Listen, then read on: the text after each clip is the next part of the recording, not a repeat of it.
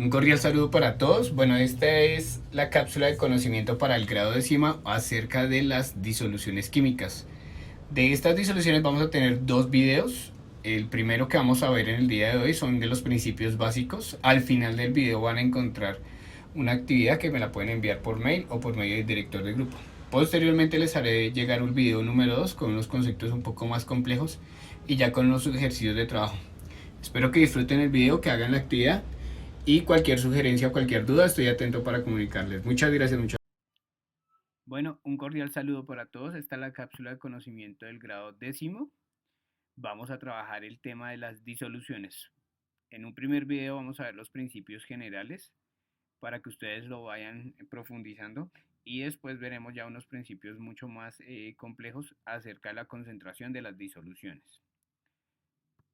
Entonces, ¿qué es una disolución? Una disolución en química se conoce con el nombre de un sistema homogéneo, que quiere decir que solamente podemos ver una fase de esa solución.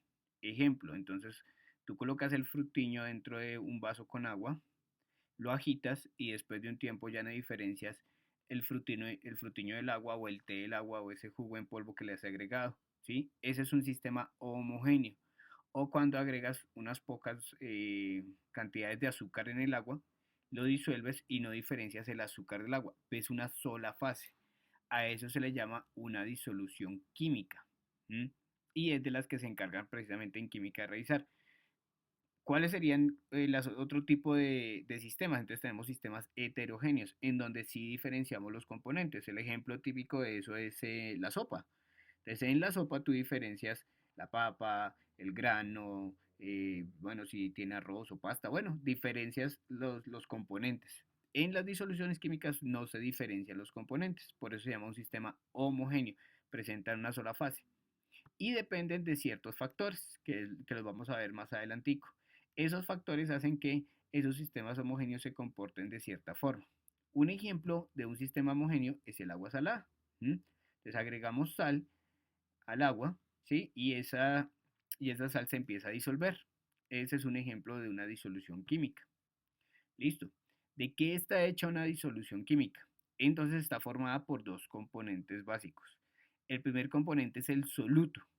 ¿Sí? El soluto, eh, por ejemplo, en el caso del frutiño y el agua, entonces vendría siendo el frutiño, que es el que se disuelve. Y por lo general se encuentra en una menor proporción. ¿Mm? Y el segundo componente de una disolución es el solvente. En este caso, pues para todos tenemos el disolvente universal, que es el agua. Pero también podemos tener otros disolventes como por ejemplo el tiner, el barsol o hasta el mismo aceite. ¿Mm? Pero regularmente tenemos como el disolvente principal el agua. ¿Mm? Entonces ahí tenemos el ejemplo del agua salada. ¿Mm? Dependiendo de la cantidad de soluto que agreguemos, vamos a hablar del concepto de concentración.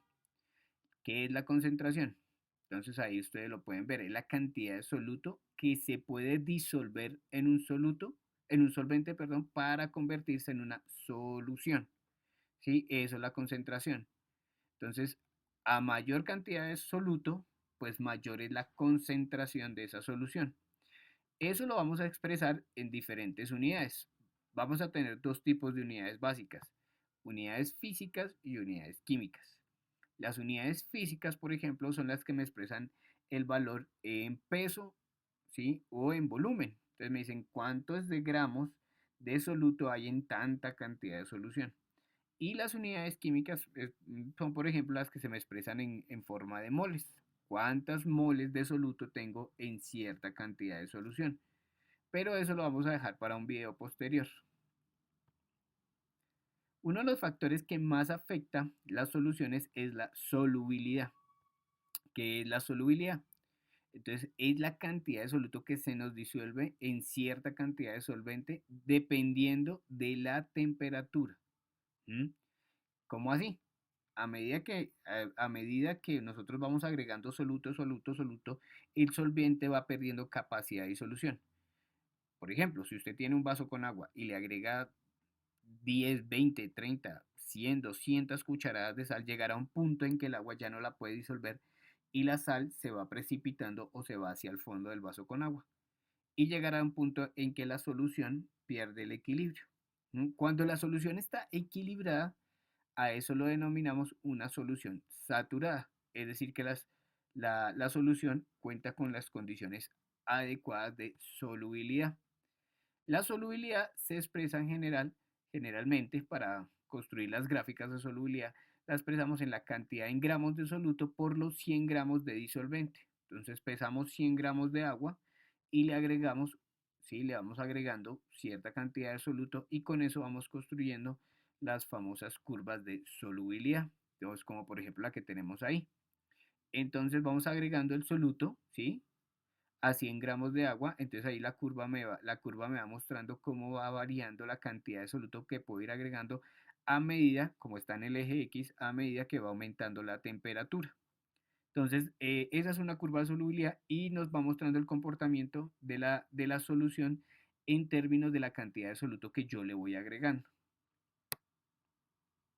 Ahora bien, teniendo en cuenta las curvas de solubilidad, entonces tenemos las saturadas, que son las soluciones que están en equilibrio, ¿sí?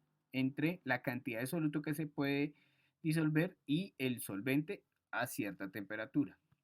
Tenemos las otras disoluciones, que son las disoluciones no saturadas, en donde la cantidad de soluto es muy poca, ¿sí? Entonces es como si tuviéramos un galón de agua y le agregáramos media cucharadita de sal. Entonces, esa sería una solución no saturada. Y una solución sobresaturada es cuando el soluto se precipita o lo que dicen las mamás, se sienta, ¿sí? En la base del recipiente. Entonces es cuando ya la cantidad de soluto es exagerada. Entonces no, el equilibrio se pierde entre el soluto y el solvente. Nosotros casi siempre hablamos de que la solubilidad se da en líquido, pero hay también solubilidad de sólido en líquido y de gas en líquido. Entonces vamos a ver un poquito sobre eso. Entonces la solubilidad es sólido en líquido. Entonces los sólidos se disuelven, ¿sí? Por medio de un proceso que se llama la difusión. Eso químicamente, ¿cómo se vería? Cuando entra en contacto el grano de sal con el agua, ¿sí? Entonces el disolvente rodea, ¿sí? Ese grano de sal, ¿sí? No es que lo descomponga o no descompone en el NaCl, en el cloruro de sodio, que es la sal, sino que la rodea, ¿sí? Y empiezan a tener propiedades similares. A ese proceso se le llama un proceso de difusión. ¿De qué depende el proceso de difusión? Pues básicamente hay tres factores. Entonces el primero es la forma del soluto. Una cosa es agregar la sal en polvo, ¿sí? En pequeños gránulos, y otra cosa es agregar la sal en bloque. ¿Por qué? Porque se va a demorar mucho más la disolución. Entonces depende de la forma del soluto. Depende si se agita o no. Una cosa es que tú le agregues la sal, ¿sí? Y la dejes ahí quieta y esperes a que se disuelva. Y otra cosa es que lo agregas y lo vas agitando con la cuchara. Eso aumenta la disolución. Digamos que en términos generales la presión no influye mucho en la solubilidad. Es decir, por ejemplo, si yo tengo un vaso de agua con sal y tengo un vaso de agua con sal en Cartagena, por ejemplo, ¿sí? En donde la presión con respecto aquí a Bogotá es diferente, entonces digamos que la solubilidad no se ve muy afectada, a pesar de que tenemos presiones diferentes. El siguiente factor sería el de sólido líquido en cuanto al coeficiente térmico. ¿Qué significa eso? Que a mayor cantidad de temperatura, mayor cantidad de soluto se puede disolver. A eso se le llama un proceso endotérmico o endergónico. Ese proceso endotérmico o endergónico me está indicando que al solvente ST, ¿sí? Perdón, al soluto ST más el solvente SV más calor me forma la solución. Es decir, que yo le voy aumentando la temperatura, ¿sí? Sí, le voy aumentando la temperatura al solvente para que se me vaya disolviendo mayor cantidad de soluto. A eso se le llama un proceso endotérmico o endergónico. Entonces ahí está. A mayor temperatura, mayor solubilidad.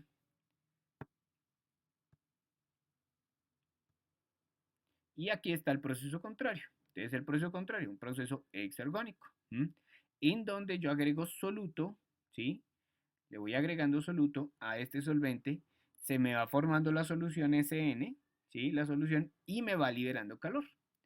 Un ejemplo de eso es la cal con agua. Entonces yo voy agregando cal al agua y ustedes van a sentir que el recipiente que lo contiene se va calentando. ¿Por qué? Porque va liberando calor. Ese se llama un proceso exotérmico o un proceso exergónico.